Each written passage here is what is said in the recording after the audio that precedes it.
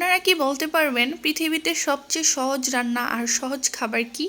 আপনি যদি বাঙালি হয়ে থাকেন তাহলে 100% শিওর যে আপনি বলতে পারবেন পৃথিবীতে সবচেয়ে সহজ রান্না আর সহজ খাবার কি? আর সেটা হচ্ছে ডিম।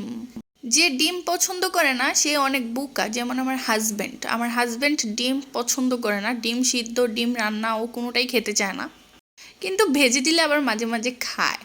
তো ওর ডিম না খাওয়ার পেছনে কারণ আছে, সেটা হচ্ছে সে যখন ঢাকাতে স্টাডি করতো এবং মেসে থাকতো, তখন হচ্ছে মেসে তো বুঝাই যায় যে মেসের খাবার সব সময় ভালো না হলে দেখা যায় যে ডিম ভেজে খেয়ে ফেলে বা ডিম সিদ্ধ করে রান্না করে খেয়ে ফেলে। আবার মেসে বুয়া না আসলে ডিম সবচেয়ে সহজ রান্না হচ্ছে ডিম, তো ব্যাচেলররা হচ্ছে ডিম রান্না করে ফেলে। তো ওর ডিম খেতে খেতে এমন অভ্যাস হয়েছে, অভ্যাস না, এমন রুচি উল্টাই গেছে যে ও এখন ডিম পছন্দই করে না। তো করলে করুক, না করলে নাই, আমি তো করি। আমার কাছে ডিম অনেক ভালো লাগে এবং আমার মনে হয় পৃথিবীর সবচেয়ে সহজ রান্না হচ্ছে ডিম রান্না। তো আমি এখন সেই ডিমটাই রান্না করছি।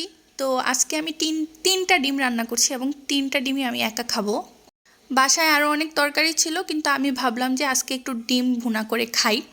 তারপর হচ্ছে পেঁয়াজ দিয়ে দিলাম, পেঁয়াজ দেওয়ার পর একটু রসুন বাটা দিয়ে দিলাম, তারপর সব ধরনের মশলা যেমন জিরার গুঁড়া, ধনিয়া গুঁড়া, হলুদের গুঁড়া, মরিচের গুঁড়া সব দিয়ে দিলাম। আর আমি যে কোনো ভুনা রান্নাতে দেখা যায় যে অনেক বেশি পরিমাণে কাঁচামরিচ ইউজ করি, মরিচ না, মরিচ মরিচ উফ, উচ্চারণে খুব প্রবলেম হয় আমার। যাই হোক, আপনারা বুঝে নেন, কাঁচা মরিচ। কারণ আমার মনে হয় কাঁচামরিচের সিজনে কাঁচামরিচ না খেলে মনে হয় যেন অনেক বড় একটা কিছু মিস করে ফেলছি। যখন যেটার সিজন তখন সেটা খাওয়া লাগে।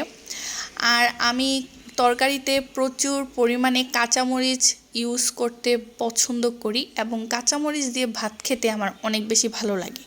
তো আমার মতো আপনারা কারা কারা কাঁচামরিচ পছন্দ করেন অবশ্যই কিন্তু জানাবেন। শুধু কাঁচামরিচ না, আমি ধনেপাতাও কিন্তু অনেক বেশি পছন্দ করি এবং তরকারিতে অনেক বেশি পরিমাণে ধনেপাতা দিই।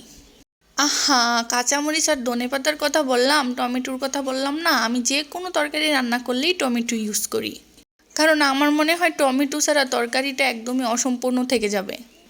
আমি যাই রান্না করি না কেন কাঁচামরিচ, ধনেপাতা এবং টমেটো আমার দিতেই হবে। তো যাই হোক, আমি মনে হয় রান্না করতে করতেই সম্পূর্ণ ভিডিওটাই শেষ করে দিলাম।